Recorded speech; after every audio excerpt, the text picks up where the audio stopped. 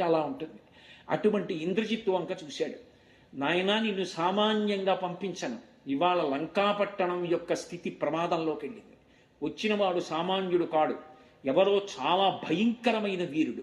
లేకపోతే ఇలా ఓడించడం సాధ్యం కాదు.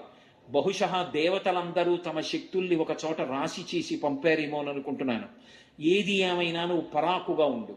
మొట్టమొదట ఒక విషయం గుర్తుపెట్టుకో, ఆ వానరము యొక్క వేగాన్ని తగ్గించాలి. ఆ వేగము తగ్గితే తప్ప పట్టుకోలేదు. పరాకుగా ఉండి కావలసినంత సైన్యాన్ని తీసుకుని వెళ్ళమన్నాడు. తెల్లటి దంతములు పూంచినటువంటి ఐరావతం లాంటి ఏనుగుల్ని 4 ఏనుగుల్ని రథానికి కట్టుకుని ఇంద్రజిత్ బయలుదేరాడు. ఇంద్రజిత్ పేరెత్తితే భయం వేస్తుంది. అటువంటి వీరుడు, అంత మాయాయుద్ధం నిజంగా. అటువంటి వాడు యుద్ధానికి వెళ్ళాడు. వెళ్ళి స్వామి హనుమతో యుద్ధం చేస్తున్నాడు. ఎన్ని బాణాలు వేసినా, ఎంత చేసినా, 48వ సర్గ నడుస్తుంటే ఇంద్రజిత్తు స్వామి హనుమ యుద్ధం చేస్తున్నటువంటి సర్గల్ని పారాయణ చేస్తే ఏలినాటి శని కూడా ఉపశాంతి చెందుతుంది. ఇవాళ జరుగుతున్నటువంటి ప్రవచనంలో చదువుతున్న శ్లోకాలు, ఆ యుద్ధం అంతా కూడా ఎంత ప్రబలమైనటువంటి ఉగ్రస్థితిలో ఉన్న గ్రహాలు కూడా ఉపశాంతి చెందుతాయి. ఇవి విన్నా చదివినా అంత శక్తివంతమైనటువంటి విశేషం నడుస్తోంది అని చెప్తారు సుందరకాండలో ఈ భాగం గురించి. ఎందుకంటే హనుమ అటువంటి స్థితిలో నిలబడి ఉంటారు, దుర్నిరీక్షుడై. కాబట్టి ఇంద్రజిత్ యుద్ధానికి వెళ్ళాడు. వెళ్ళి ఎదురుగుండా ఉన్నటువంటి హనుమని చూశాడు. ఎన్ని వేల బాణములు ప్రయోగించినా అసలు ఆయన చిక్కనే లేదు. ఆ బాణముల మధ్యలో సూక్ష్మ రూపంలో తిరుగుతున్నారు, అలసట లేదు. ఈ హరివీరుడి యొక్క వేగాన్ని తగ్గిస్తే తప్ప అసలు బంధించడం అనేటటువంటిది సాధ్యం కాదు. ముందు ఈయన వేగం ఆపాలి. ఆలోచించి ఆలస్యం చేస్తే ప్రమాదం వస్తుందని తత స్వయంభువైర్మంత్రై బ్రహ్మాస్త్రమభిమంత్రితం. ఒక్కసారి బ్రహ్మాస్త్రాన్ని అభిమంత్రించి విడిచిపెట్టాడు. బ్రహ్మాస్త్రం వెళ్ళి స్వామి హనుమని పట్టుకుంది. ఆయనకి జ్ఞాపకం వచ్చింది, బ్రహ్మాస్త్రం కూడా తనని బంధించదు. ఏ అస్త్రము చేత నీవు బంధింపబడవు అని స్వామి హనుమ ఇంద్రుడి యొక్క వజ్రము దెబ్బకి నేల మీద పడిపోయినప్పుడు వాయుదేవుడు కోపగించి అన్ని ప్రాణులలోకి వెళ్ళడం రావడం ఆపేశాడు. అప్పుడు బ్రహ్మగారు దేవతలందరితో కలిసి వెళ్ళి వరాలు ఇచ్చారు. ఏ దేవత కూడా తమ అస్త్రము చేత హనుమని కట్టలేదు, బ్రహ్మాస్త్రం కూడా కట్టదు.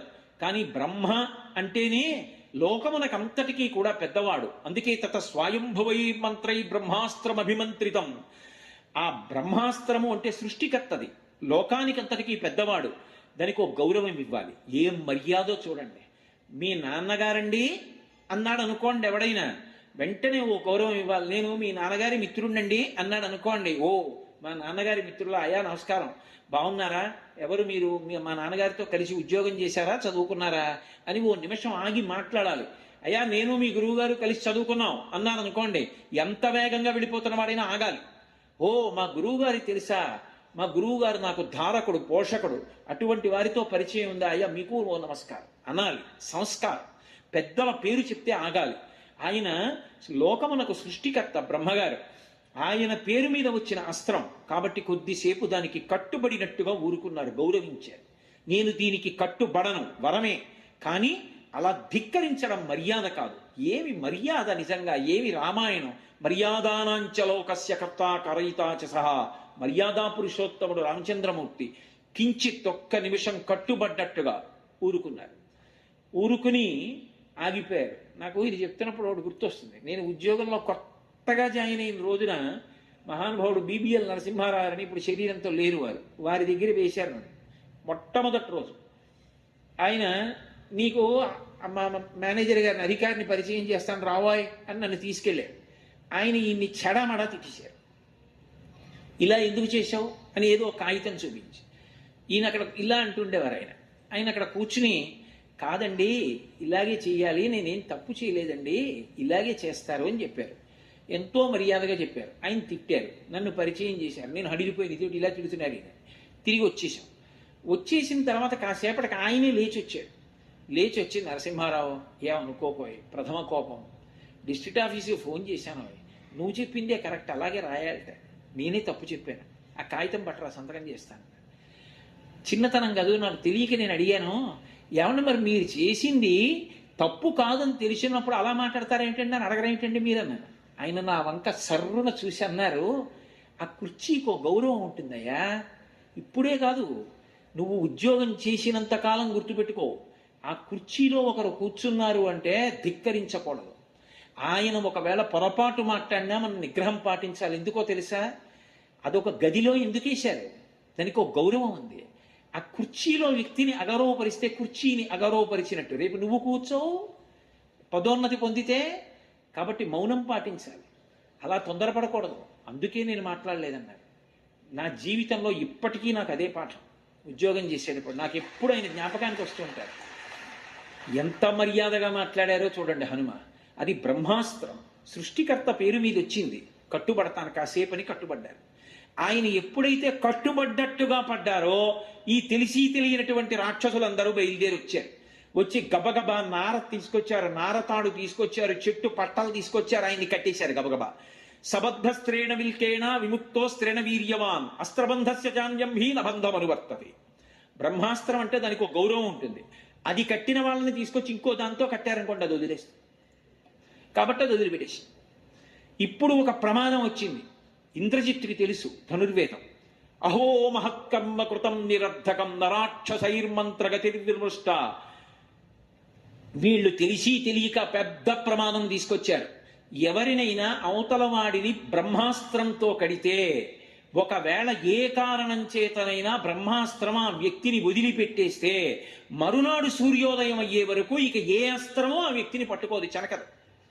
కాబట్టి రేపు సూర్యోదయం అయితే తప్ప హనుమని పట్టుకోలేదు, ఇక దొరకరీన. కాబట్టి సమస్తమైన లంక సంశయంలోకి వెళ్ళిపోయింది. నరాక్షసైర్మంత్రగతి నిర్వృష్ట ప్రవర్తతే సంశయతాత్మ సర్వే. అందరి ప్రాణాలకి సంశయం వచ్చేసింది. ఎంత ప్రమాదం జరిగిందనుకున్నారు?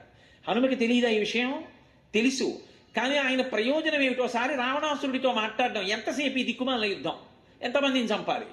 అందుకని ఆయన కట్టుబడినట్టు నటించారు. ఆయన ఏదో కట్టుబడిపోయారని వీళ్ళు అనుకున్నారు. చారుడు చారుడు అంటూ ఆయన్ని కొడుతూ ఈడ్చుకుంటూ సభలోకి తీసుకెళ్లారు. సభలోకి తీసుకెడితే ఎదురుగుండా కూర్చున్నాడు. పెద్ద నల్లటి మబ్బు మీద కొంగల బారు ఎగురుతుంటే ఎలా ఉంటుందో అలా ముత్యాల హారం ఒకటి మెళ్ళో వేసుకుని ఉన్నాడు. 4 మంత్రులు చుట్టూ పరివేష్టించి ఉన్నారు. 10 తలలతో ఉన్నాడు. వేలాడుతున్నటువంటి పెదవులు. నల్లటి మబ్బు ఆకాశంలోంచి దిగొచ్చి ఆసనం మీద కూర్చుందా అన్నట్టుగా ఉన్నాడు. అమృతాన్ని మదిస్తే వచ్చినటువంటి నురుగా అన్నట్టుగా ఉంది. తెల్లటి వస్త్రం కట్టుకున్నాడు. లోహితాక్షం, కళ్ళల్లోంచి ఎర్రటి కాంతులు వస్తున్నాయి. మహాబాహుం, పెద్ద పెద్ద బాహువులు, 20 బాహువులు, 10 తలలు, 10 నోళ్లు, జారుతున్నటువంటి పెదవులు, బయటికి వస్తున్న నాలుక, పెదవులు తడుపుకుంటూ కూర్చున్నాడు. మనిషిని చూస్తేనే భయం వేస్తుంది, అలా ఉన్నాడు. హనుమ రావణుని వంక చూశారు. అహో రూప మహోధైర్య మహోసత్వ మహోద్యుతి అహో రాక్షసరాజస్య సర్వలక్షణయుక్తత అన్నారు. అది ఒక మహానుభావుడి జీవితంలో ఉండేటటువంటి లక్షణం. ఆయన రోమకూపాల్లోంచి తేజస్సు కొడుతోంది. రావణుడి యొక్క రోమకూపాల్లోంచి ఆయన చేసిన తపస్సు అటువంటిది. అబ్బా, అహో రూప మహోధైర్య మహోసత్వ మహోద్యుతి. ఏమి ధైర్యం, ఏమి రూపం, ఏమి టీవీ, ఏమి కాంతి, ఏమి ప్రకాశం. అసలు రోమకూపాల్లోంచి వస్తోంది కాంతి. ఎంత డాబుగా ఉన్నాడు. వీడి ఎందు పరదారాగ్రహణం అనేటటువంటి మహాపాపం లేకపోతే, వీడి ఎందు అధర్మ బుద్ధి లేకపోతే, ఇంద్ర పదవితో కలిపి 3 లోకములు నేలగలిగిన మొనగాడు. ఎంత గొప్ప సాముద్రిక లక్షణాలు! ఎటువంటి వేళ్ళు, ఎటువంటి గోళ్ళు! సులక్షణ రకాంగుష్టై స్వంగుళీ తలలక్షితై. అటువంటి చేతులు, అటువంటి కాళ్ళు, వక్షస్థలం, అలా ఉన్నాడే. ఏమి కాంతి అనుకున్నారు. రావణాసురుడు హనుమ వంక చూశారు. శంకాహృతాత్మా దధ్యౌసా కపీంద్రం తేజసావృతం కిమేష భగవాన్ నంది భవే సాక్షాత్ దిహాగత ఏన శక్తోస్మి కైలాసే మయా సంచలితే పురా. వాడికి మాత్రం గుడ్డె గుటుక్కుమంది. ఇది ఉపాసనలో ఉండే తేడా. ఇద్దరూ భగవదుపాసకులే. కానీ ఒకడు అధర్మం వైపు నడుస్తూ ఉంటాడు, ఒకడు ధర్మం వైపుకి నడుస్తూ ఉంటాడు. ధర్మం వైపు నడిచినటువంటి వాడికి ఉన్న ధైర్యం అధర్మం వైపు నడిచినటువంటి వాడికి ఉండదు. అందుకే హనుమ వంక చూడగానే శంకాహృతాత్మా దధ్యౌసా కపీంద్రం తేజసావృతం, హనుమ యొక్క తేజస్సు వంక చూశాడు. అబ్బా, ఏవి తేజస్సురా ఇది! కిమేష భగవాన్ నంది భవే సాక్షాత్ దిహాగత. నందీశ్వరుడిలా కనపడ్డారు.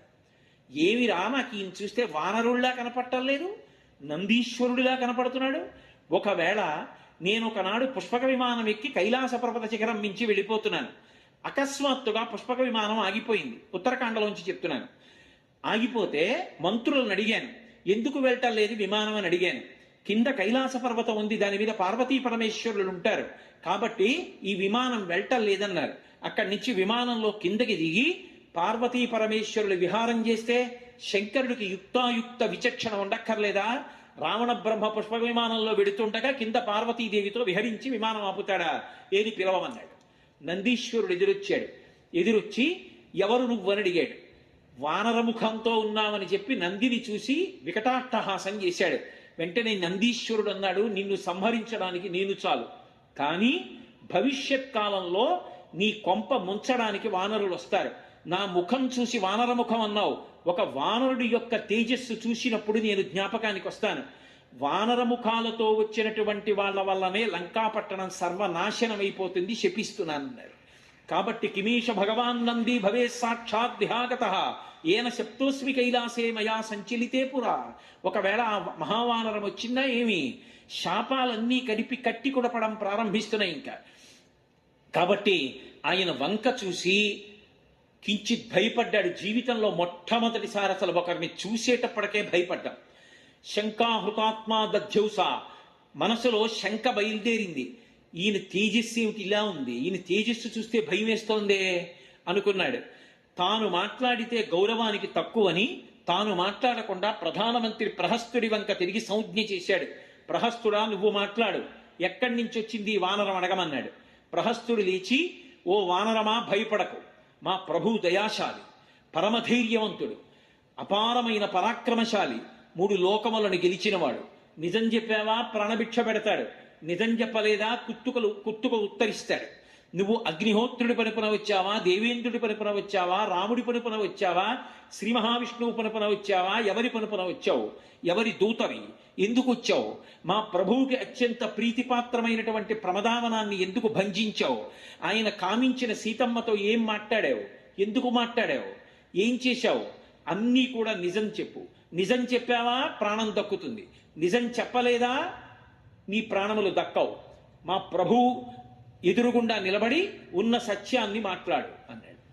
ప్రహస్తుడి వంక చూసి నవ్వి అన్నాడు, నీతో మాట్లాడడానికి కోసం నేను ఇక్కడికి రాలేదు, రావణుడితో మాట్లాడడానికి వచ్చాను. నీతో కాదు చెప్పవలసింది, రావణాసురుడితోటే చెప్తాను తిన్నగా. నేను వచ్చింది ఎవరి పనుపున వచ్చానంటే విష్ణువు పనుపున, శివుడి పనుపున, బ్రహ్మ పనుపున, ఇంద్రుడి పనుపున, అగ్ని పనుపున, దేవతల పనుపున వచ్చిన వాడను కాను.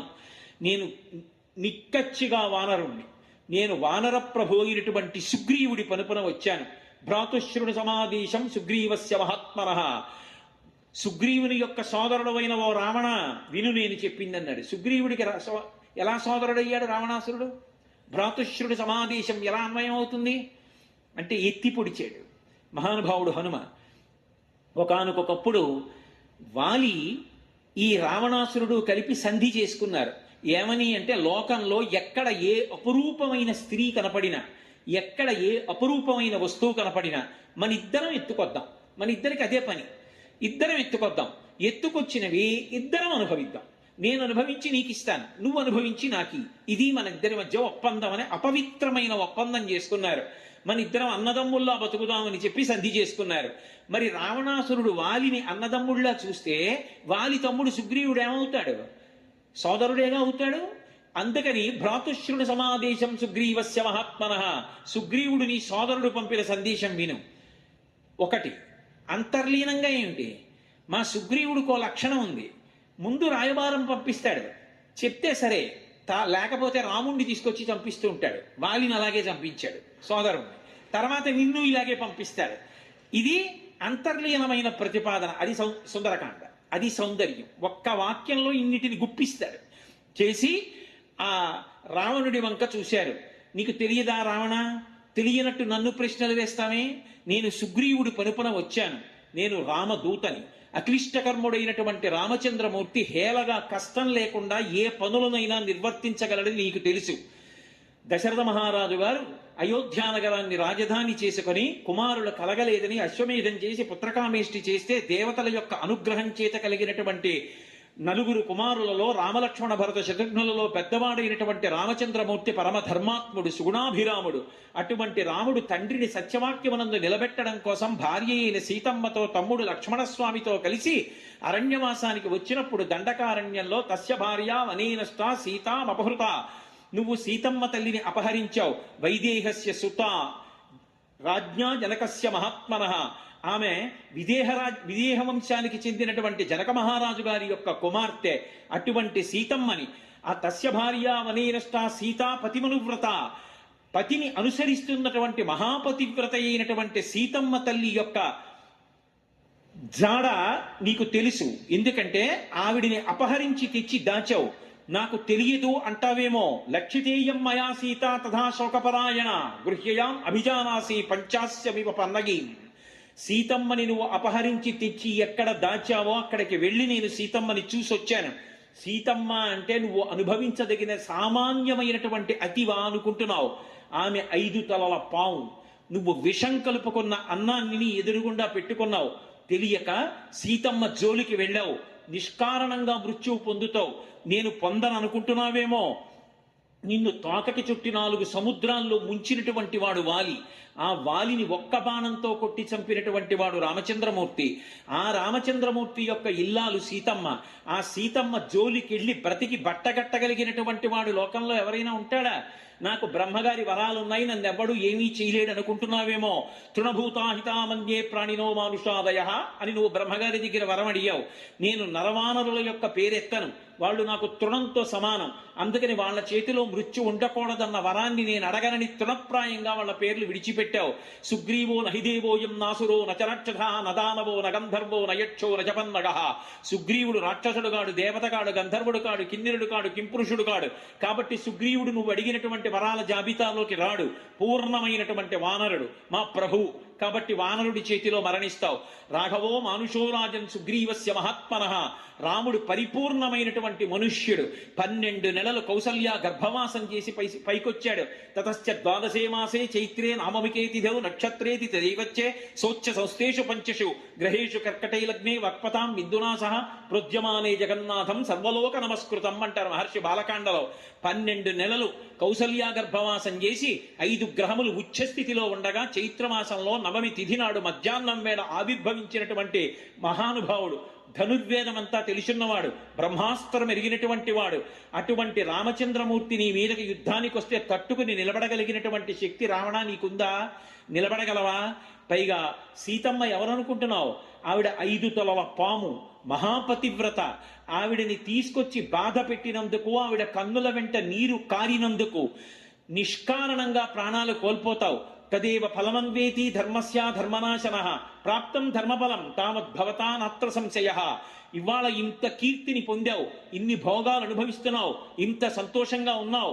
దానికి కారణం నువ్వు చేసినటువంటి తపస్సు, నువ్వు చేసినటువంటి పుణ్యం, నువ్వు చేసిన ఆరాధన. వాటన్నిటి వల్ల కాంచలలంకాధిపత్యం పొందావు. ఇంతమంది భార్యలతో రమించావు, ఇంతమంది పరివారానికి నాయకుడు అయ్యావు, ఇంత రాజ్యాన్ని పరిపాలన చేశావు. కానీ ఇవాళ నువ్వు చేసినటువంటి అధర్మం కూడా ఫలితం ఇవ్వడం ప్రారంభం చేసింది. దానికి గుర్తు నా చేతిలో నీ కుమారుడు అక్షకుమారుడు మరణించాడు. పుత్రశోకంతో మనసులో బాధపడుతున్నావు. ఇన్ని కోట్ల మంది రాక్షసుల్ని నేను ఒక్కడనే చంపాను, ప్రమదావనాన్ని భంజించాను, నీ భద్రతా వ్యవస్థనే ప్రశ్నార్థకం చేశాను. 100 యోజనముల సముద్రాన్ని దాటి లంకాపట్టణంలోకి వచ్చాను. శింశుపావృక్షం మీద కూర్చుని సీతమ్మతో మాట్లాడాను, ఆవిడ్ని చూశాను, నీ దగ్గరికి వచ్చాను, నీ దర్శనం చేశాను, నీతో మాట్లాడుతున్నాను. ఇది చాలదా నువ్వు చేసిన పాపం ఫలితం ఇవ్వడం ప్రారంభించిందని చెప్పడానికి? కాబట్టి ఇప్పటికైనా తెలుసుకుని రాముడి పట్ల మర్యాదతో ప్రవర్తించడం ప్రారంభం చేయి. రాముడి చేతిలోంచి తప్పుకోగలనని అనుకుంటున్నావేమో. రాముడు ఎవరినైనా చంపేస్తానని అన్నాడా? బ్రహ్మా స్వయంభూశ్చతురాననోవా ఇంద్రో సురేంద్రో సురనాయకోవా రుద్రో స్త్రినేస్త్ర త్రిపురాంతకోవా త్రాతం నశక్త ఇది రామవధ్యం. 3 మాటలు వేసి విశేషణాలు చెప్పారు. బ్రహ్మా స్వయంభూశ్చతురాననోవా, చతుర్ముఖ బ్రహ్మ కావచ్చు, స్వయంభూ కావచ్చు, 4 ముఖాలున్నవాడు కావచ్చు. రాముడు చంపేస్తానంటే ఇక ఎదురెళ్ళాడు.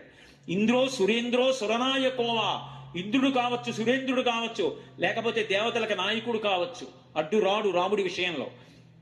అలాగే రుద్రో స్త్రినేస్తర్ త్రిపురాంతకోవ రేపు నాకు చెప్పలేదంటాడు. చెప్పడానికి వచ్చారు కదా మాట. రేపొద్దున్న రుద్రుడు, త్రిపురాంతకుడు, త్రయంబకుడు, పరమశివుడు అడ్డుపడతాడనుకుంటున్నావేమో. శివకేశవులు అభేదం. ఆ శివుడే రాముడిగా ఉన్నాడు, రాముడే శివుడిగా ఉన్నాడు. కాబట్టి శివుడు అడ్డుపడడు. త్రాతున్న శక్త ఇది రామవధ్యం. రాముడు చంపుతానన్న వాణ్ణి రక్షించడం ఈ లోకంలో ఎవరికీ సాధ్యం కాదని తెలుసుకో. రావణ, మర్యాద తెలుసుకొని బ్రతికావా బ్రతికిపోతావు. సీతమ్మని తీసుకెళ్లి ప్రశ్రవణ పర్వత శిఖరముల మీద కూర్చున్నటువంటి రామచంద్రమూర్తికి సమర్పించి కృతకృత్యుడవయ్యావా జీవితం ఉంది. లేదా నీ సర్వ సైన్యములతో పుత్ర మిత్ర కళత్రాదులతో మడిసిపోతావు. ఏది కావాలో ఎంచుకో. భాస్కర రామాయణంలో భాస్కరుడు అంటాడు, ఒక్కసారి రామచంద్రమూర్తి కాని ఆగ్రహం చెంది యుద్ధానికి లంకాపట్టణానికి వచ్చేశారా, ఆయన వెనక లక్ష్మణస్వామి కూడా వచ్చేశాడా, మండిత విస్ఫులింగ విషమ జ్వలితానల కీలలు వబ్జ గర్భాండమనిండ రామ వసుధాదిపుడేశడు వజ్ర సాధనా ఖండిత పంక్తి కంఠ కణకంఠ పురాంతక శైలచాల నోద్దండ బల ప్రచండ పురదండ విఖండన చండకాండముల్. ఆ రామచంద్రమూర్తి లక్ష్మణస్వామి వచ్చి బంగారు ధనస్సు చేతిలో పట్టుకుని వింటినారిని ఒక్కసారి సారించి బంగారు బాణములను అక్షయబాణ తూణీరంలోంచి సంధించి రామనామాంకితమైన బాణములను విడిచిపెడితే లంకాపట్టణం అంతా అగ్నిహోత్రంతో మిరుపులతో వచ్చి బాణాలు పడిపోతే ఆ రోజున రావణా నిన్ను రక్షించగలిగిన వాడు ఉండడు. నా అంత వాణ్ణి నేనంటున్నావు. చరణాగ్రమణ నీ భుజాదర్పమడచిన ధూర్జటి విలులీల త్రుంచి వైచే వాలపాశంబున పడి నిన్ను కట్టిన వాలినొక్కమ్మున కులవేసే అని నిన్ను జరగొన్న అర్జును పొరిగొన్న పరశురాముని ఆజి భంగపరచే కడిమి అయ్యొక్కట కరదూషణాదుల 14,000 బారిసమరే అమ్మహాధనుర్ధరునకిగ్గాచరించి హరిహర బ్రహ్మ శక్రాదులైన అతని భయత నిర్ఘాత సంఘాత పాత శాత బాణ ఘాత హతులు కాక బ్రతుకగలరే. ఏమనుకుంటున్నావు రామచంద్రమూర్తి అంటే? చరణాగ్రమున నీ భుజాదర్పమడచిన ధూర్జటి విలు లీల త్రుంచి వైచే. ఒకనొక నాడు కైలాస పర్వతాన్ని కదిపేస్తాను, పార్వతీ పరమేశ్వరుడు ఏకాంత విహారంలో ఉండి నా విమానం ఆపారని నువ్వు 20 చేతులు కైలాస పర్వతం కింద పెట్టి కదిపే ప్రయత్నం చేస్తే ఎవడు రా నీచుడు పర్వతాన్ని కదుపుతున్నాడని కాలి బొటన వేలితో నొక్కాడు. 20 చేతులు దాని కింద ఉండిపోతే నువ్వు కొన్ని సంవత్సరముల పాటు ఘన జటా చెప్తూ సామగానం చేశావు పరమశివుడి మీద. నువ్వు చేసినటువంటి రవానికి నీ ఏడుపు 3 లోకాలు తల్లడిల్లిపోయింది. రావణా అని పిలిచి శివుడు బొటనవేలు ఎత్తాడు. బొటనవేలుతో తొక్కితే ఏడిచావు పరమశివుడు తొక్కినందుకు. అటువంటి పరమశివుడి ధనస్సుని హేళగా విరిచినటువంటి వాడు రామచంద్రమూర్తి. రాముడితో నిలబడగలవా? చరణాగ్రమణ నీ భుజాదర్పమడచిన ధూర్జటి విలులీల త్రుంచి వైచే వాలపాశంబున పడి నిన్ను కట్టిన వాలినొక్కమ్మున కులవేసే. ఒక రోజున వాలి సంధ్యావందనం చేసుకోవడానికి వెళ్ళి 4 సముద్రాల దగ్గర అర్ఘ్యం ఇచ్చేవాడు. ఒక సముద్రం దగ్గరికి వెళ్ళి అర్ఘ్యం ఇస్తుంటే వెనక నుంచి వెళ్ళి నువ్వు ఏదో ఇబ్బంది పెట్టావు. ఎవడు రా 10 తలల పురుగు ఇబ్బంది పెడుతున్నాడని తోకతో చుట్టి వాలి ఆయన సంధ్యావందనం చేసుకుంటున్నంతసేపు సముద్ర జలాల్లో నిన్ను ముంచాడు. ఊపిరి కోసం నువ్వు కొట్టుకుంటూ ఉంటే తోకతో పైకెత్తేవాడు. మళ్ళీ ఊపిరి అందగానే మళ్ళీ నీళ్లలో ముంచేవాడు. ఇలా 4 సముద్రాల్లో ముంచి సంధ్యావందనం అయిపోయిన తర్వాత ఇంటికి పట్టుకెళ్ళి అంతఃపురంలో కింద పారేసి భార్యని పిలిచి తాగడానికి పాలిమ్మని 10 తలల పురుగా ఎవరురా నువ్వు అని అడిగాడు నిన్ను. అలా నిన్ను 4 సముద్రాల్లో ముంచి ఎత్తి తీసుకెళ్లినటువంటి వాలిని ఒక్క బాణంతో కొట్టినవాడు రామచంద్రమూర్తి. కాబట్టి వాలినొక్కమ్మున కులవేసి అని నిన్ను జరగొన్న అర్జుని పురిగొన్న పరశురాముని ఆజి భంగపరచి.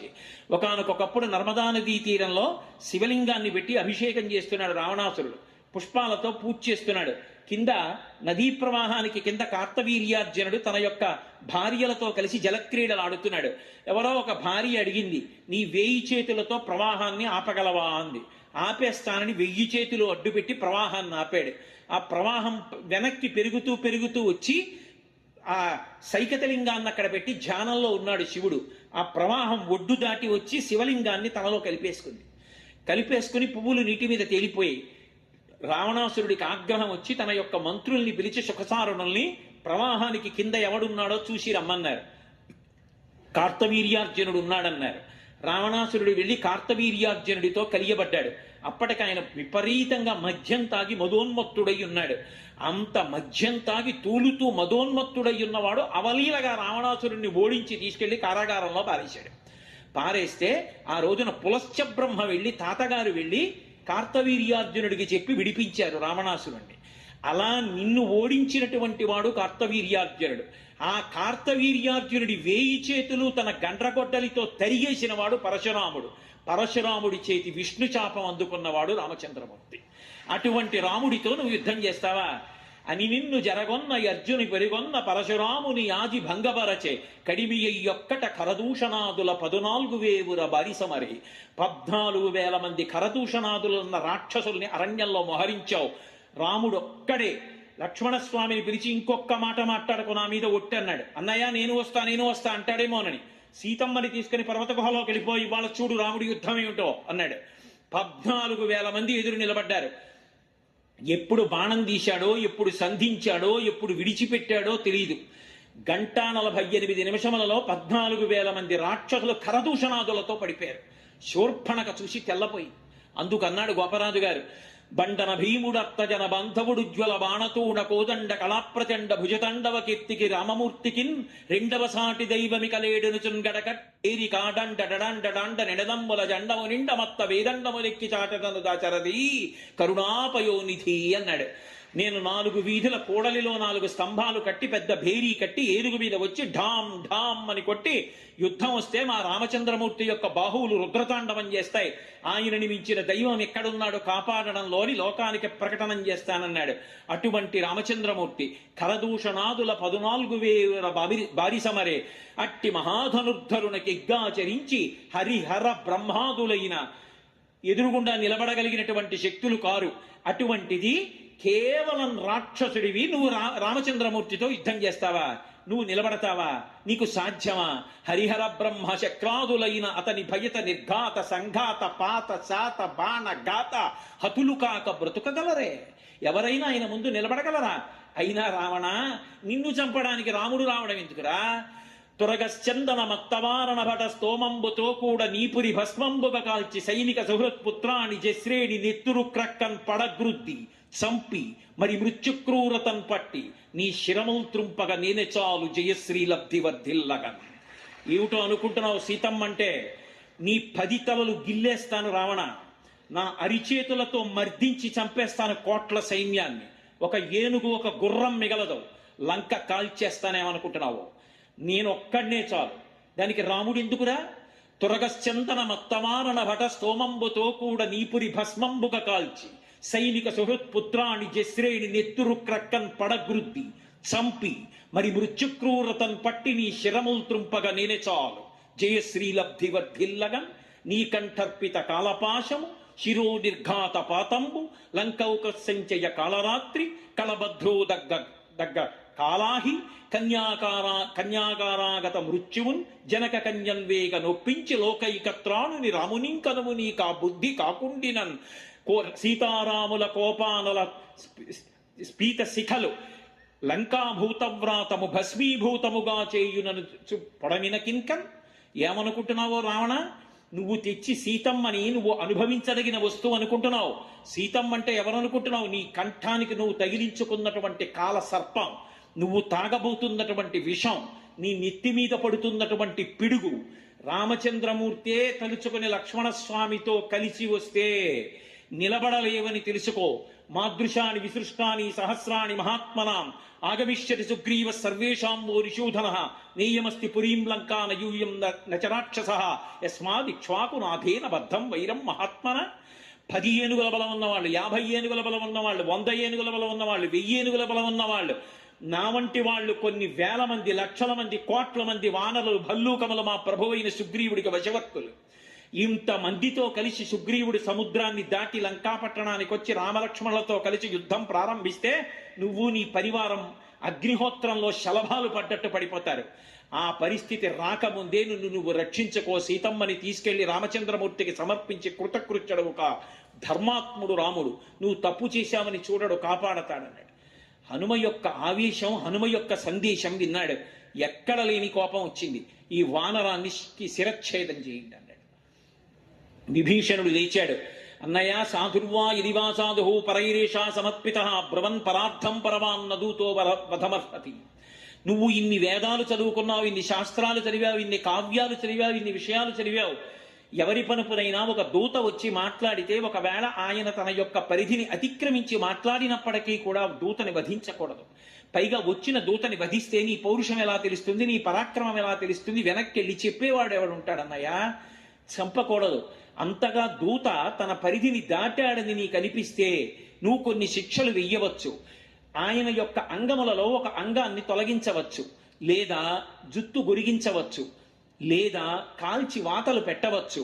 ఇటువంటి పనులు చెయ్యాలి తప్ప నదుతో వధమర్హతి. అన్నయ్య, ధర్మశాస్త్రం అంగీకరించదు. అన్నీ చదివిన నీ వంటి వారే ధర్మం తప్పిపోతే ఇక లోకంలో ధర్మం అన్నది ఎలా నిలబడుతుంది అన్నయ్య? నీ వంటి వారు చేయవలసిన పని కాదు, కోపాన్ని నిగ్రహించుకో అన్నాడు. వెంటనే లేచి, తమ్ముడా, నువ్వు చెప్పినది మంచి మాట. కోతులకు తోక చాలా ప్రియమైనది కాబట్టి ఈ వచ్చినటువంటి కోతి తోకకి వస్త్రాలు చుట్టండి, దాని మీద నెయ్యి పోయండి, చారుడు చారుడు అని ప్రకటించండి, రథంలో బంధించండి, రాజవీధులన్నీ తిప్పండి, అగ్నిహోత్ర సంస్కారం చెయ్యండి. ఈ కోతి తోక కాలిపోతుంది.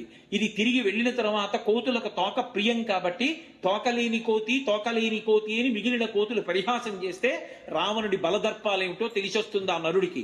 కాబట్టి దీనికి అటువంటి శిక్ష వేశానన్నాడు. వెంటనే ఆ రాక్షసులందరూ వచ్చారు. స్వామి హనుమ యొక్క తోకకి వస్త్రాలు చుట్టారు, దాని మీద నెయ్యి పోశారు, అగ్నిహోత్ర సంస్కారం చేశారు, రథం ఎక్కించారు. ఆయన్ని చీపుళ్లతో కొడుతున్నారు, కర్రలతో కొడుతున్నారు. చారుడు చారుడు చారుడు అని ప్రకటించారు. వృద్ధులు, బాలురు, స్త్రీలు అందరూ ఆయా మందిరాల్లోంచి బయటికి వచ్చి ఆయన వంక చూస్తున్నారు.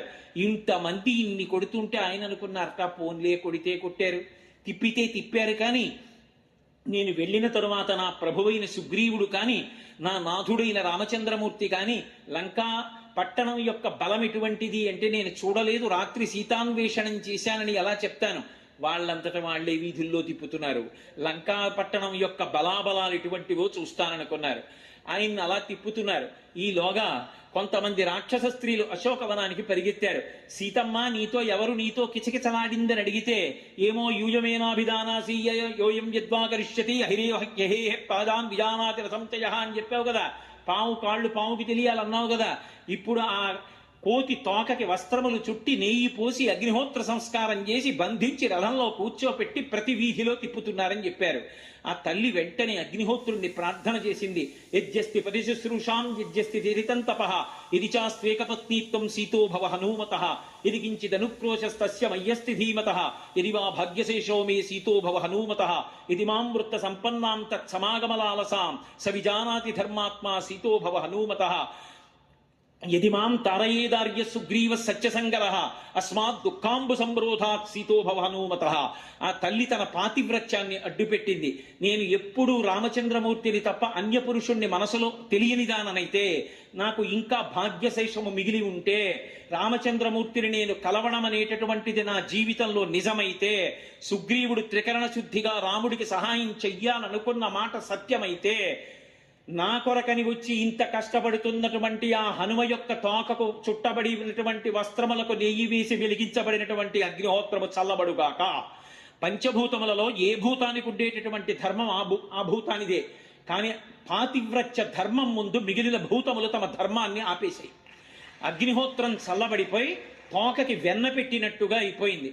వెంటనే స్వామి హనుమ అనుకున్నారు, అవునులే, నేను సముద్రాన్ని దాటుతుంటే మైనాకుడే వచ్చి ఆతిథ్యం ఇచ్చాడు, సురస ఆశీర్వదించింది. నన్ను సర్వకాలములయందు బ్రహ్మగారు, వాయుదేవుడు, అలాగే అగ్నిహోత్రుడు, నా తల్లి సీతమ్మ, నా తండ్రి రామచంద్రమూర్తి కాపాడుతుంటారు. నాకేమవుతుంది? తోక చల్లపడకుండా ఉండకుండా ఇంకోలా ఎందుకుంటుందనుకున్నారు. ఒక్కసారి ఆ కట్లు తెంచేసుకున్నారు. మేడలెక్కి ఆ అగ్నిహోత్రంతో ఉన్నటువంటి తోకని ఇలా ఎత్తి పట్టుకుని పరిగెడుతున్నారు. సూర్యుడి ముందు నిలబడిన సూర్యుడా అన్నట్టుగా ఉన్నారు. ఏ మేడలో నిప్పెట్టేస్తారో భయం. ఎక్కడ ప్రారంభం చెయ్యాలని చూశారు. అవప్లుత్య మహావేగ ప్రహస్తస్య నివేశనం అగ్నిం తత్రసి నిక్షిప్య శ్వసలైన సమోబలి. అందరికన్నా మహావీరుళ్ళ రావణాసురుడి ముందు పైకి లేచి నన్ను ప్రశ్న వేసిన ప్రహస్తుడున్నాడే, వాడింటిని కాల్చేయడంతో మొదలు పెడతానని ప్రహస్తుడి యొక్క భవనంలో పెట్టారు. యజ్ఞశస్త్రోశ్చ భవనం బ్రహ్మశస్త్రోస్తథైవచ నరకాంతకశ్చ కుంభశ్చ నికుంభశ్చ మహాత్మనః. ఒక్కొక్కళ్ళు యజ్ఞశత్రువు, బ్రహ్మశత్రువు, శుకుడు, సారణుడు, ఇలా రాక్షసులందరి యొక్క ఇళ్లని అగ్నిహోత్రంతో సంస్కారం చేసేశారు. తండ్రి అయినటువంటి వాయుదేవుడికి ఎక్కడ లేని కోపం వచ్చింది. ఆయన ఈ మేడలో అగ్నిహోత్రం పెడితే 10 మేడలకి సరిపోయేటట్టుగా దాన్ని గాలితో తీసుకెళ్లిపోతున్నాడు. ఎప్పటి నుంచో కోపం పెట్టుకొని ఉన్నాడు అగ్నిహోత్రుడు. కనబడ్డ వాళ్ళని కనబడ్డట్టు కాల్చేస్తున్నాడు. కించిత్ కుంకుమ సంకాశాహ క్వచిత్ చాల్మలి సన్నిభాహ క్వచిత్ మలిన సంకాశాహ శిఖావహ్నిశ్చకాశిరే. కొన్ని చోట్ల పచ్చటి జ్వాల, కొన్ని చోట్ల ఎర్రటి జ్వాల, కొన్ని చోట్ల పొగతో నల్లటి జ్వాల. ఎక్కడ చూసినా లంకంతా కాలిపోతోంది. హాతాత పుత్రకాంతమిత్ర హా జీవితం భోగయుతం సపుణ్యం రక్షోభిరేవా బహుదా భ్రువద్భి శబ్దం కృతం ఘోరతరస్సు భీమః. ఎక్కడ చూసినా ఓ భర్త, ఓ తండ్రి, ఓ భార్య, ఓ బిడ్డలారా అన్న అరుపులే. కొవ్వు పట్టి ఉన్నారేమో రాక్షసులు. అగ్నిహోత్రుడు ఇలా ముట్టుకునేటప్పటికీ కొవ్వు అంటుకుపోతోంది. వీపులు అంటుకుపోయి, గుండెలు అంటుకుపోయి, లంకాపట్టణం కోటలు, బురుజులు, మేడలు అగ్నికి కాలిపోయి పెద్ద పెద్ద ధనులతో విరిగి కూలి పడిపోతున్నాయి. ఎక్కడ చూసినా ఆర్తనాదాలు. ఒక్క విభీషణుడి భవనం వంక చూశారు. ధర్మం చెప్పిన మహానుభావుడు కాబట్టి ఎవడు ధర్మాన్ని మాట్లాడాడో వాడి యొక్క గృహాన్ని కాల్చకూడదు, దోషం వస్తుందని చెప్పి విభీషణ భవనాన్ని మాత్రం విడిచిపెట్టేశారు. తిన్నగా ఒక్కసారి ఆకాశంలోంచి చూశారు. లంకంతా కాలిపోతోంది. అందరూ ఆర్తనాదాలు చేస్తున్నారు. శోకవన్హింజనకాత్మజాయా ఆదాయ తైనైవ దదాహ లంకాం నమామితం ప్రాంజలిరంజనేయం. ఆ సీతమ్మ తల్లి కంటి వెంట పడ్డటువంటి బాష్పధార భూమి మీద పడి భూమి కాలిపోకుండా ఆమె బాష్పధారని అగ్నిహోత్రం చేసి లంకని కాల్చి భూమిని కాపాడి ఆ పైనుంచి చూసి పరమ సంతోషాన్ని పొందారు. మా రాముడితో విరోధం పెట్టుకున్నందుకు, సీతమ్మను అపహరించినందుకు తగిన శాస్తి చేశానని తిన్నగా వెళ్లి సముద్రపు ఒడ్డున దిగి తోకని సముద్రంలో ముంచి అగ్ని చల్లార్చుకున్నారు. ఒక్కసారి ఇటు తిరిగి చూసి తల పట్టుకున్నారు. అయ్యయ్యయ్యయ్యో, ఎంత పని చేశాను, కోపంలో ముందు వెనకలు మరిచిపోయాను. క్రుద్ధ పాపం నకుర్యాత్క క్రుద్ధో హన్యాద్గురూనపి క్రుద్ధ పరుషయామాచా నరం సాధు నధిక్షిపేత్ ధన్యాస్తే పురుషశ్రేష్టా ఏ బుద్ధ్యా కోపముద్ధితం నిరుంధంతి మహాత్మానో దీప్తమగ్ని నివాంభస. ఎంత పొరపాటు చేసేశాను. క్రుద్ధ పాపం నకుర్యాత్క, కోపం బాగా ఎక్కువైపోయిన వాడు ఏ పాపం చెయ్యడు. చిట్ట చివరికి గురువు గారిని, తండ్రిని, పెద్దల్ని కూడా చంపేస్తాడు. నోటి వెంట ఏ మాట వస్తోందో అదుపుండదు. ఏ మాట మాట్లాడాలో ఏ మాట మాట్లాడకూడదో మరిచిపోతాడు. క్రుద్ధ పాపం నకుర్యాత్క క్రుద్ధో హన్యాద్గురూనపి క్రుద్ధ పరుషయావాచా నరం సాధు నధిక్షిపేత్ యస్యముత్పరితం క్రోధం క్షమయైవ నిరస్యతి యథోరగస్తజం జీర్ణాం సవై పురుషముచ్యతే. అగ్నిహోత్రం పైకి రగులుతుంటే నీళ్లు పోసి ఆర్పినట్టు ఎవడు పురుషుడనిపించుకుంటాడంటే తనలోంచి పైకి లేచిన కోపాన్ని తనకే ప్రమాదకరమని తెలుసుకొని, తన శత్రువని తెలుసుకొని, తన ఒంటిలో పుట్టిన కుబుసాన్ని పాము తానే వదిలిపెట్టేసినట్టు పరీక్షించుకుని మౌనం పాటించి తన కోపాన్ని తాను విడిచిపెట్టిన వాడెవడో వాడు ధన్యుడు. నేను అలా విడిచిపెట్టలేకపోయాను నా కోపాన్ని. ధన్యాస్తే పురుషశ్రేష్టా ఏ బుద్ధ్యా కోపముద్ధితం నిరుంధంతి మహాత్మానో దీప్తమగ్ని వివాంభస. అగ్నిహోత్రం మీద నీళ్లు పోసినట్టుగా నేను కోపాన్ని నా ఓర్పుతో ఆపలేకపోయాను. లంకని కాల్చాను. కానీ లంకని కాల్చినప్పుడు అగ్నిహోత్రానికి విచక్షణ ఉంటుందా? శిశుపావృక్షాన్ని, సీతమ్మని కూడా కాల్చేసి ఉంటుంది. ఇప్పుడు వెనక్కి వెళ్లి రామచంద్రమూర్తి అడిగితే ఏం చెప్పను? నేను చేసినటువంటి పొరపాటుకి సీతమ్మ కాలిపోయిందని చెప్తే రామచంద్రమూర్తి ఊరుకుంటాడా? ఆయనకు వచ్చేటటువంటి కోపాగ్ని జ్వాలల యందు ఈ భూమి నిలబడుతుందా?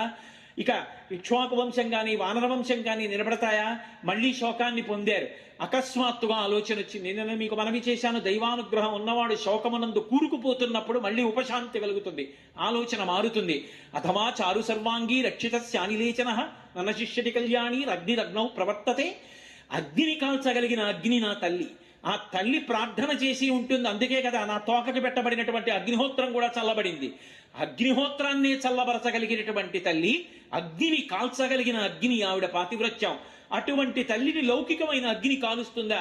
నా తల్లికి ఏమై ఉండదనుకున్నారు. వెంటనే దేవతలకు శుభవార్తలు చెప్పేటటువంటి చారణలు అనేటటువంటి గాయకులు ఆకాశంలో వెళ్ళిపోతూ చెప్పుకుంటున్నారు. ఏమి ఆశ్చర్యం! మహావానరుడైనటువంటి హనుమ లంకాపట్టణానికి వచ్చి అగ్ని సంస్కారం చేశారు. లంకంతా కాలిపోయింది. బురుజులు పడిపోయాయి, కోటలు కాలిపోయాయి, మేడలు కాలిపోయాయి. ఇన్ని కోట్ల మంది మరణించారు. విచిత్రం, ఒక్క శిశుపావృక్షం కానీ సీతమ్మకి కానీ ఆపద కలగలేదు. అగ్ని చెలకలేదు సీతమ్మని. సీతమ్మ అలాగే ఉంది అని చెప్పుకున్నారు. మహాసంతోషాన్ని పొందారు. ఒక్కసారి ఒక్క దూకిక్కడి నుంచి దూకారు. అశోకవనంలోకి వెళ్ళి సీతమ్మ ముందు నిలబడ్డారు. అమ్మా నువ్వు క్షేమం కదా తల్లి, నిన్ను ఇలా చూశాను, మహాసంతోషం అమ్మా, నాకు అనుమతి ఇప్పించు, బయలుదేరుతానన్నారు. నాయన రాక రాక వచ్చావురా నాయన, రామకథ చెప్పావురా, రామనామం చెప్పావురా, అప్పుడే వెళ్ళిపోతానంటావు, ఇంకొక్క రోజైనా ఉండి ఎక్కడో పొదలో ఉండి మళ్ళీ రామకథ రామనామం చెప్పరా తండ్రి ఏంది ఆవిడ. కాదమ్మా బయలుదేరాలి, రామకార్యం నిర్వర్తించాలి, కాబట్టి బయలుదేరుతానమ్మా, నాకు అనుజ్ఞ ఇమ్మన్నారు. అమ్మకి నమస్కారం చేశారు. అమ్మ యొక్క ఆశీర్వచనాన్ని పొందారు. మళ్ళీ బయలుదేరి తుంగపద్మకజుష్టాభిర్నీలాభిర్ వరరాజిభి సోత్తరీయమివాంబోధై శృంగాంతర విలంబిభి అంటారు మహర్షి. ఇంటికి ఎవరైనా పెద్దలు వచ్చారనుకోండి, ఉత్తరీయం వేసుకుని స్వాగతం చెప్పాలి. అలాగే మనం ఎవరైనా పెద్దలు ఇంటికి వెడుతున్నాం అనుకోండి, భుజం మీద ఉత్తరీయంతో వెళ్ళాలి, ఉత్తరీయం లేకుండా వెళ్ళకూడదు. స్వామి అరిష్టం అనేటటువంటి పర్వతం ఎక్కి మళ్ళీ ఉత్తర దిక్కుకు వెడుతున్నారు. ఆ ఉత్తర దిక్కుకు వెళ్ళడానికి వెడితేట పర్వతం ఉత్తరీయం లేకుండా హనుమ లాంటి మహానుభావుడికి స్వాగతం చెప్పకూడదని మేఘమండలాన్ని ఉత్తరీయంగా వేసుకుందిట. అందుకని చెప్పి సోత్తరీయమివాంబోధై శృంగాంతర విలంబిభి. ఎంత సౌందర్యం, ఎంత ధర్మం, ఎక్కడెక్కడ అవకాశం ఉంటే అక్కడక్కడ అద్భుతాలు ఆవిష్కరిస్తారు మహర్షి. బయలుదేరారు. పిబందివ బభూచాపి సోర్మిమాలం మహార్ణవం పిపాసరి వచాకాశం దదృశీ సమహాకపి. ఆకాశాన్ని సముద్రాన్ని తాగేస్తున్నారా అన్నట్టుగా మళ్ళీ బయలుదేరారు. ఉత్తర దిక్కుకు వస్తున్నారు. కొన్ని కోట్ల మంది వానరులు. ఆవలి ఒడ్డున హనుమ దర్శనం అయిందంటారో అవలేదంటారో. అవలేదన్నారా? ఇంతమందికి శిరచ్ఛేదం సుగ్రీవుడి చేత. హనుమకి సీతమ్మ తల్లి దర్శనం అయిందా మన ప్రాణాలు దక్కుతాయి. అందరూ ఉత్కంఠతో, కొండలు కనబడితే కొండలు, గుట్టలు కనబడితే గుట్టలు, చెట్లు కనబడితే చెట్లు అన్నీ ఎక్కి ఎదురు చూస్తున్నారు. అక్కడి నుంచి చూశారు, అంత దూరంలో నలుసుల్లా కనబడుతున్నారు తన వాళ్ళు. ఒక్కసారి మహానాథం ఒకటి చేశారు. వినపడింది వానరులకి. అందరూ పరిగెత్తుకుంటూ పెద్దవాడు జాంబవంతుడి దగ్గరికి వచ్చారు. అంత పెద్ద మహానాదం చేశాడు మనవాడు. ఏమిటి దాని అర్థం? సీతమ్మ దర్శనం అయిందా అవలేదా అన్నారు. అంటే జాంబవంతుడు అన్నాడు, సర్వదా కృతకార్యోసా హనుమాన్నత్ర సంశయ నహ్యస్య కృతకార్యస్య నాద ఏవం విదో భవేత్. హనుమని నమ్మి ఒక పని చెప్తే జరగకపోవడమా?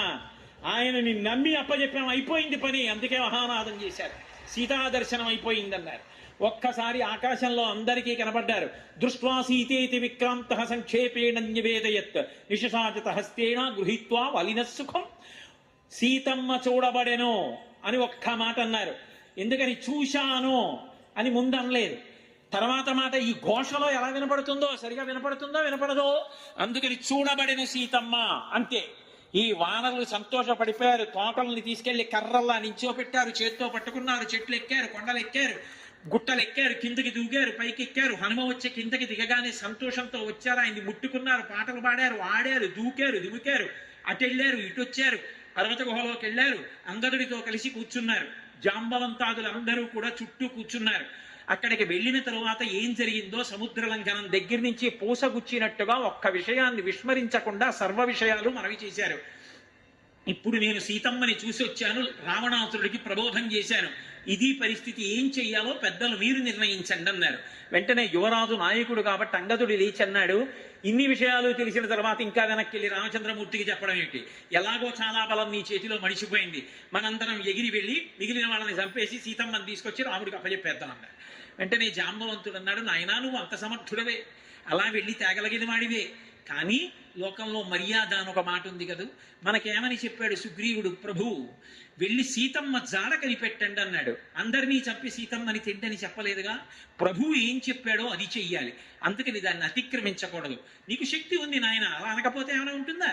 నీకు శక్తి ఉంది, కానీ అలా చేయకూడదు. కాబట్టి మనందరం వెళ్ళి సుగ్రీవుడికి సీతమ్మ క్షేమవార్త నివేదిద్దాన్ని రమ్మన్నారు. అందరూ పెద్ద మబ్బుల గుంపులా ఆకాశంలో ఎగిరి పెడుతున్నారు. మహర్షి వర్ణిస్తారు ఆ సంతోషం. మా హనుమ సీతాదర్శనం చేశారని ఆ ఎగురుతున్న వానరుల మధ్యలోంచి వచ్చేసారి ఆయన్ని ముట్టుకుని వెళ్ళిపోయి మళ్ళీ ఎగురుతున్నారట.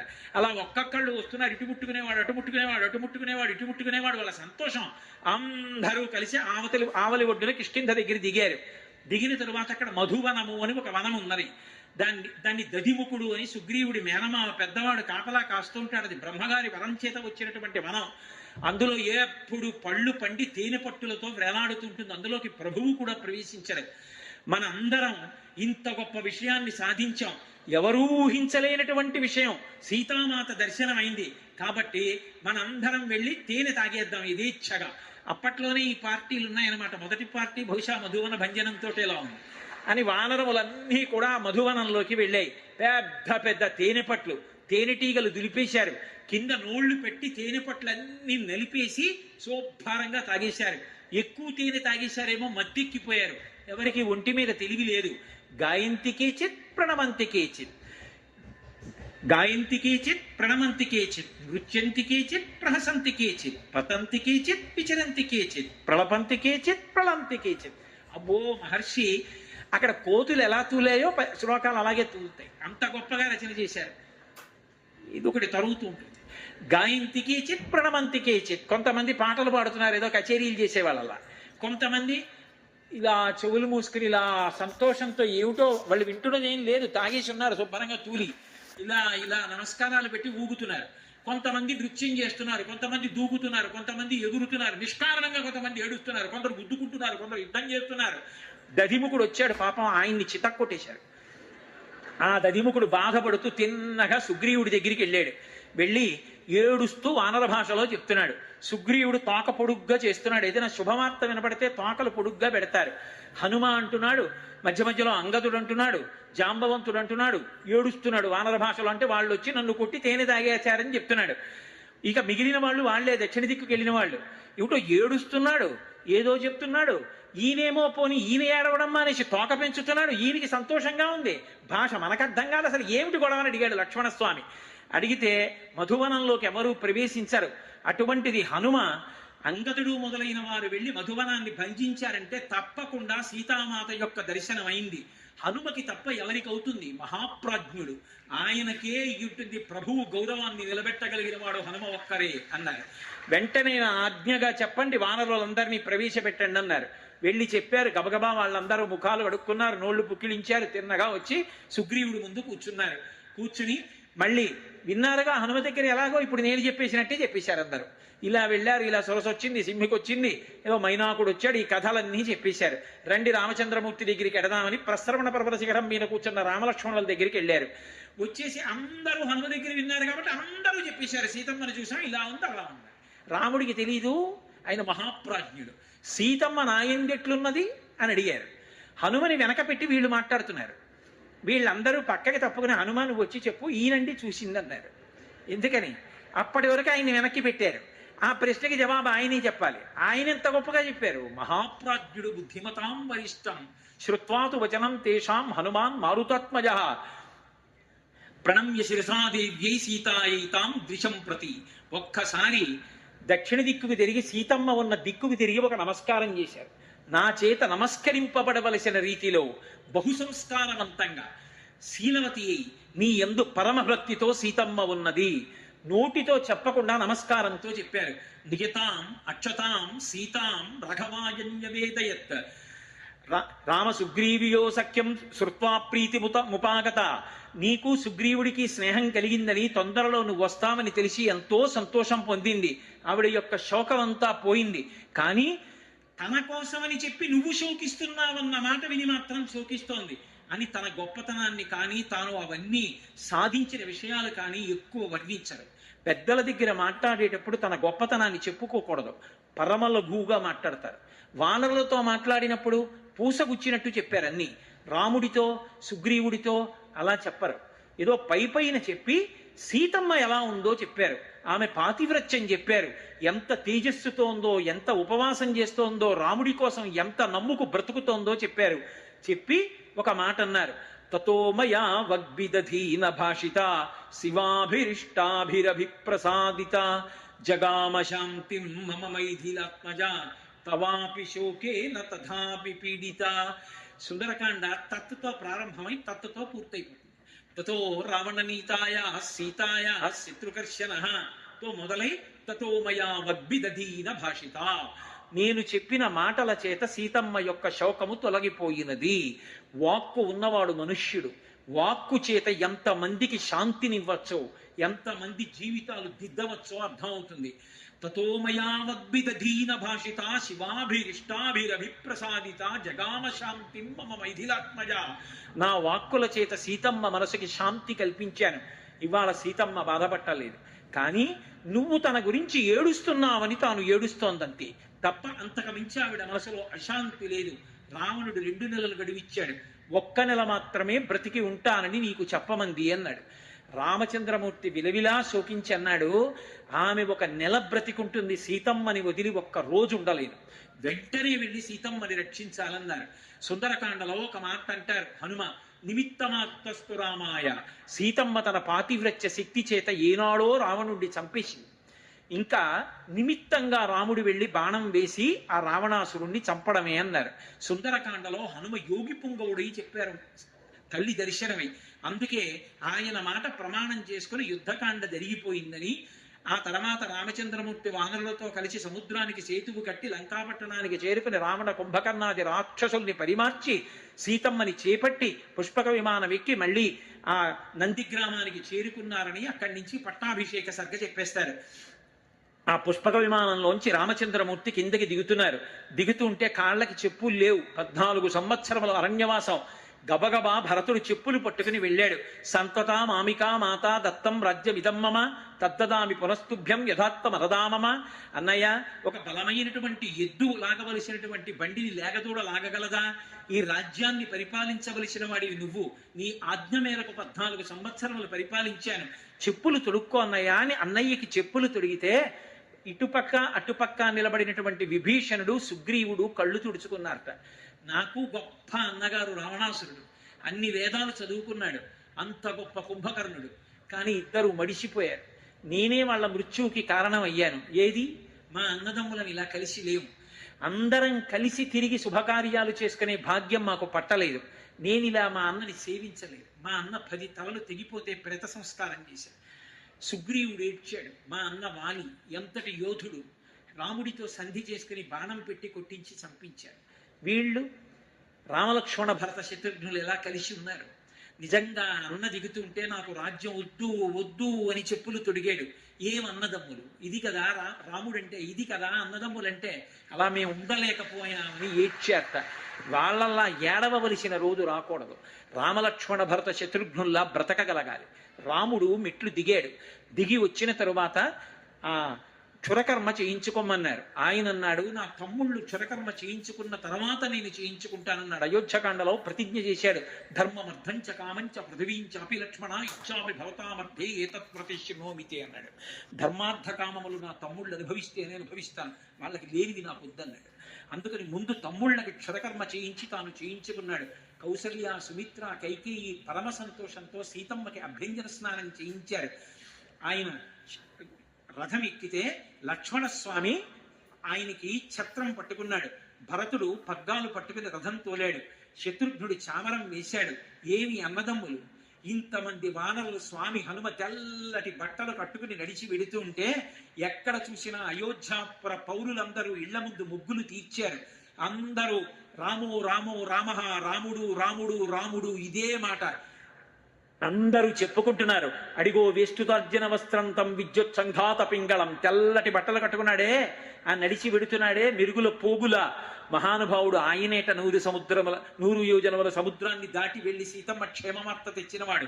ఆయనేట హనుమ, ఆయనేట సుగ్రీవుడు అన్నారు. సుగ్రీవుణ్ణి దశరథ మహారాజు గారికి శత్రుంజయం అనేటటువంటి ఏనుగు ఎక్కించారు. వశిష్ఠాదులు ముందు నడుస్తున్నారు. అయోధ్యానగరాన్ని చేరుకున్నారు. వానరులు రాత్రికి రాత్రి 500 నదుల జలాల్ని 4 సముద్రాల జలాల్ని తీసుకొచ్చారు. వశిష్ఠో వామదేవశ్చ జాబాలి రథకాశ్యప కాత్సాయన సుయజ్ఞశ్చ గౌతమో విజయస్తథ. మహర్షులందరూ కూడా రామచంద్రమూర్తిని సింహాసనం మీద కూర్చోపెట్టారు. ఈ కలశలలో ఉండేటటువంటి మంత్ర పురస్సరమైనటువంటి జలములనన్నిటినీ కూడా ఆయన మీద పోశారు. ఇక్ష్వాకు వంశంలో పరంపరాగతంగా ధరించినటువంటి కిరీటాన్ని తీసుకొచ్చి సభామధ్యంలో పెట్టి పూజ చేసి వశిష్ఠుడు ఆ కిరీటాన్ని ఎత్తి రామచంద్రమూర్తి తల మీద పెట్టాడు. పట్టపురాణిగా సీతమ్మ తల్లి అభిషేకాన్ని పొంది ఆయన యొక్క తొడ మీద సింహాసనం మీద కూర్చుంది. లక్ష్మణస్వామి వంక చూశాడు రాముడు. అతిష్ట ధర్మజ్ఞ మయాస హేమాంగాం పూర్వరాజ్యాం జుషితాంబలేన. పూర్వరాజులు యువరాజులతో కలిసి పరిపాలించినటువంటి అఖండమైన సామ్రాజ్యాన్ని నాతో కలిసి యువరాజుగా పరిపాలించడానికి ఓ లక్ష్మణ, నువ్వు కూడా పట్టాభిషేకం పట్టాభిషేకం పొందు అన్నాడు. 14 ఏళ్ళు అన్నయ్య వెంట తిరిగాను, నాకేమిచ్చాడంటాడేమో చూద్దామన్నాడు అని అన్నాడు. కానీ పరమధర్మాత్ముడు లక్ష్మణస్వామి, అన్నయ్య నాకన్నా పెద్దవాడు భరతుడు ఉన్నాడు, భరతుడికి దక్కవలసిన రాజ్యం నాకు వద్దన్నయ్య, భరతుడికి యవరాజ్య పట్టాభిషేకం చేయమన్నాడు. అన్నయ్య ఏం చెప్తే అదే భరతుడికి. భరతుడు వచ్చాడు, యవరాజ్య పట్టాభిషేకం చేసుకున్నాడు. దేవేంద్రుడు 100 బంగారు కమలములతో కూడుకున్నటువంటి హారాన్ని పంపించాడు. ఎందరో వచ్చారు, బహుమానాలు ఇచ్చారు. రామచంద్రమూర్తి అందరినీ సత్కరించారు, పేరు పేరున సత్కరించారు. స్వామి హనుమ వంక చూశారు, తెల్లటి వస్త్రముల జత ఇచ్చారు.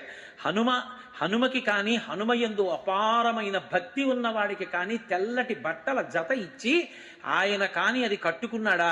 హనుమ కట్టుకున్నట్టే ఏం చెప్తారు పరాశర సంహితలో. అందుకని ఆ బట్టలు హనుమకి ఇచ్చారు. అందరికీ అన్నీ ఇచ్చారు. అప్పుడు సీతమ్మ తల్లి తన మెడలోంచి ఒక హారాన్ని తీసి పట్టుకుని ఇలా రాముడి వంక చూసింది. ఎవరి కోసం అన్నాడు అనుకోండి రాముడు, ఇంకేమి సీతారాములు. అస్యాదేవ్యా మనస్తస్మిన్ తస్య శాస్యాం ప్రతిష్ఠితం తేనీయం చితి ధర్మాత్మా ముహూర్తం విజీవతి అన్నారు హనుమ.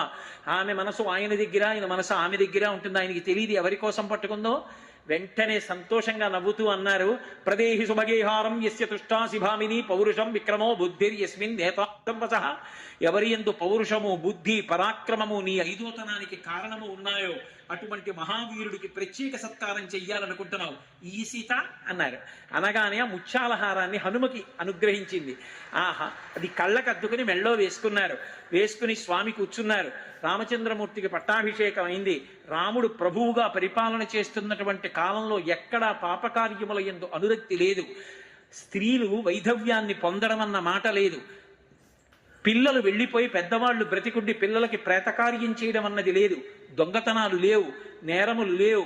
ఎక్కడ చూసినా రామో రామో రామః, రాముడు రాముడు రాముడు, ఇది తప్ప ఇంకొకటి లేదు. వైదికమైనటువంటి ధర్మము అన్ని చోట్ల 3 పువ్వులు 6 కాయలుగా పరిఢవిల్లింది. ఈ శ్రీరామాయణము ఆర్షం, సనాతనము, పరమ సత్యం. ఇది కేవలము కల్పితము కాదు. వాల్మీకి మహర్షి అందులో ఒక వ్యక్తి. ఉత్తరాఖండలో లవకుశుల్ని పెంచిన వారు వాల్మీకి మహర్షి. ఆయన బ్రహ్మగారిచ్చిన వరంతో ఆచమనం చేస్తే వ్యక్తుల యొక్క మనసులలో ఉన్న భావములను కూడా తెలుసుకోగలిగినటువంటి శక్తిని పొంది రచించినటువంటి పరమ ప్రామాణికమైన సత్యమైనటువంటి ఇతిహాసము రామాయణము. ఇటువంటి రామాయణాన్ని కానీ సుందరకాండని కానీ పరమ భక్తి శ్రద్ధలతో చెప్తున్న వాడి కన్నా కిందకి కూర్చుని ఎవరు వింటున్నారో, ఎవరు భక్తితో రామచంద్రమూర్తికి, సీతమ్మకి, హనుమకి నమస్కరిస్తున్నారో అటువంటి వారందరికీ కూడా భగవానుడి యొక్క పరిపూర్ణమైన అనుగ్రహం కలుగుతుంది. దూరదేశములలో ఉండిపోయినటువంటి బంధువులు తిరిగి వస్తారు. పెళ్లి కానటువంటి యువతులకు పెళ్లిళ్ళు అవుతాయి. అలాగే దేశంలో అరిష్టమున్నా, క్షామమున్నా అటువంటివి తొలగి దేశమంతా సౌభాగ్యవంతమవుతుంది. రాజులు విజయాలు పొందుతారు. అలాగే ఒకవేళ వివాహమై ఇంకా సంతానమును పొందనటువంటి స్త్రీలు రామాయణాన్ని విన్నంత మాత్రం చేత మంచి కుమారుడు లభిస్తాడు. రామలక్ష్మణ భరత శత్రుఘ్నులు ఎటువంటి కుమారులో అటువంటి కుమారుడు లభిస్తాడు. ఎక్కడెక్కడ నమస్కరిస్తూ రామాయణాన్ని పరమ సత్యమన్న బుద్ధితో వింటారో అటువంటి వారందరికీ కూడా కౌసల్య, సుమిత్ర, కైకేయికి దీర్ఘాయుష్మంతులైనటువంటి పుత్రులు ఎలా కలిగారో అలా సంతానము దీర్ఘాయుష్మంతులై ఏ గండాలు లేకుండా సంతోషంగా ఉంటారు. మనస్సులలో కలిగినటువంటి అశాంతి తొలగిపోతుంది. చీడ పీడ తొలగిపోతాయి. ఇంట్లో ఉన్నటువంటి అరిష్టములు తొలగిపోతాయి. పితృదేవతలు, దేవతలు, సనాతన ధర్మమునకు ఆలవాలము ఆది పట్టైనటువంటి శ్రీ మహావిష్ణువు ప్రీతి పొందుతారు. అందుకే రామాయణాన్ని విన్నంత మాత్రం చేత, రామాయణాన్ని వ్రాసినంత మాత్రం చేత, ప్రవచనం చేసినంత మాత్రం చేత పితృదేవతలు సంతోషిస్తారు. మా వంశంలో పుట్టినవాడొకడు పరమ భక్తితో, వినయంతో చేతులకి రామాయణం విన్నాడు, సుందరకాండ విన్నాడని ఎంతో సంతోషించి పితృదేవతలు ఆశీర్వచనం చేసి పెడతారట. అందుకే ఎక్కడెక్కడ రామాయణం జరుగుతుందో అక్కడక్కడ అందరికన్నా ముందు వస్తారట స్వామి హనుమ. సూక్ష్మ రూపంలో వస్తారు. అందుకే సుందరకాండ చెప్తే హనుమకి ఆసనం వెయ్యకుండా చెప్పకూడదు. ఆ ఆసనంలో కూర్చుంటారు. రామాయణ ప్రవచనం పూర్తయిపోయిందంటే అందరూ వెళ్ళిపోయిన తర్వాత బాధపడుతూ కళ్ళు తుడుచుకుంటూ వెడతారట. ఎందుకంటే రాముడు అవతార పరిసమాప్తి చేస్తున్నప్పుడు అడిగాడు, హనుమా నువ్వు వస్తావా అని అడిగారు. అక్కర్లేదు. మత్కథా ప్రచరిష్యంతి యావల్లోకే హరీశ్వర తావద్రమస్య సుప్రీతో మద్వాక్యం అనుపాలవన్. నాకు రామా నువ్వొకటి నీ కథ ఒకటి కాదు, నీ కథ చెప్పబడినంత కాలం, నీ నామము భజింపబడినంత కాలం ఈ లోకంలో ఉంటానన్నారు. ఆపద ఎత్ర ఎత్ర రఘునాథ కీర్తనం తత్ర తత్ర కృతమస్తకాంజలిం భష్పవారి పరిపూర్ణలోచనం మారుతిం నమతరాక్షసాంతకం. రామచంద్రమూర్తి యొక్క గుణగణములు, సీతమ్మ పాతివ్రత్యము, రామాయణ కథా ప్రవచనం చేస్తుంటే ఆసనంలో కూర్చుని తల ఉంచుకుని కన్నుల వెంట బాష్పధారలు కారిపోతుండగా పరమ సంతోషంతో రామాయణం వింటారట. మంగళం చెప్పేసి నీరాజనం ఇచ్చేసిన తర్వాత వెనక్కి తిరిగి చూస్తూ మళ్ళీ ఈ ప్రాంగణంలో రామాయణం ఎప్పుడు చెప్తారో, రామకథ ఎప్పుడు వినపడుతుందో అని బాధగా వెళ్తారట. తులసీదాసు గారికి అలా దర్శనమిచ్చారు, చెప్పారు అలా వెడతాడు ఆయనని ఒక పిశాచం చెప్పింది. అలా వెడతారు గుర్తుపట్టు అని చెప్పింది. ఆఖరణ వెడుతున్నటువంటి వారిని పట్టుకున్నారు. హనుమ దర్శనం ఇచ్చారు తులసీదాస్ గారికి. అప్పుడే పరమ ప్రమాణం. చంద్రశేఖర భారతీ స్వామి వారు నిరూపణం చేశారు. సుందరకాండ చెప్తే స్వామి తప్పకుండా వచ్చి కూర్చుంటారు. అందులో ఏ విధమైనటువంటి సందేహం లేదు. ప్రాణాలు పోయే వాళ్ళకి కూడా ప్రాణాలు దక్కుతాయి. స్వానుభవంతో చెప్తున్నాను, అంత గొప్ప సుందరకాండ. అటువంటి సుందరకాండ విన్న తర్వాత ప్రతివారు కూడా తమకు పరమేశ్వరుడు ఎంత బిగ్గర కంఠమిచ్చాడో అంత బిగ్గరగా ఒక మాట చెప్పమని చెప్తారు. బలం విష్ణోహ ప్రవర్ధతాం అనాలి. అంటే శ్రీ మహావిష్ణువు యొక్క బలము పెరుగుగాక అని చెప్పాలి. అది విని స్వామి హనుమ ఎంతో సంతోషిస్తారట. లోకంలో విష్ణువు యొక్క బలం పెరిగితే ధర్మం నిలబడుతుంది. అందుకని నేను చెప్తాను, మీరు చెప్పండి. ఏమీ చేత కాని నేనే ఇంత గట్టిగా ఇన్ని గంటలు మాట్లాడినప్పుడు ఇంతటి విద్వాంసులు, ఇంతటి పెద్దలు, మీరు ఒక్క మాట చెప్పడానికి దేనికి మొహమాటం? గట్టిగా చెప్పండి. మన ధర్మం నిలబడాలి, స్వామి సంతోషించాలి. 3 మార్లు అందాం. 3 సత్యం. బలం విష్ణోహ ప్రవర్ధతాం, బలం విష్ణోహ ప్రవర్ధతాం, బలం విష్ణోహ ప్రవర్ధతాం. ఇవాళ దగ్గర 3 గంటల ప్రవచనం, 2 గంటల 30 నిమిషాల ప్రవచనం. సినిమా టైం చేశాను.